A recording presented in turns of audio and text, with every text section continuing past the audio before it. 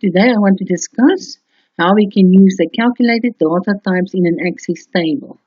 That is when you want to use the fields in the same table to calculate a new field in the same table, then you must use the calculated data type and an expression, just like you would do in Excel.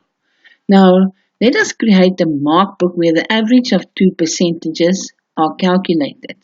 Right, let's go to Access. Now, here I am creating a new table in a database. And let's put in the learner's name first. And the data type will be short text. Let me take test 1.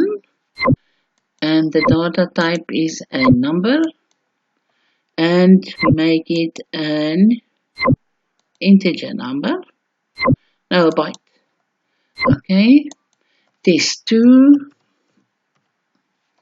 let that also be a number and field size a byte. Field size byte.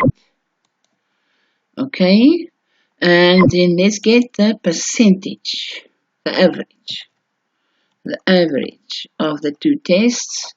And then that will be a calculated field because we are going to calculate it with an expression. Okay, so let's go down here to the expression, and then we're going to type it. To get an average of two tests that counts out of 100, then we have to add them together. First put brackets, then you type test. It must be in square brackets, test 1. Field names must be in square brackets. Plus, square bracket, test 2.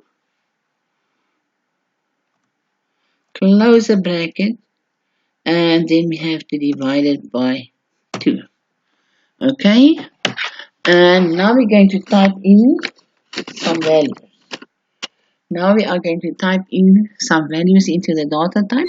Let's just choose our result type must be of integer.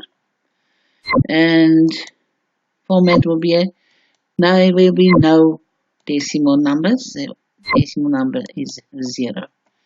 And the caption of this column will be average. That is what must the heading of the column must be is average.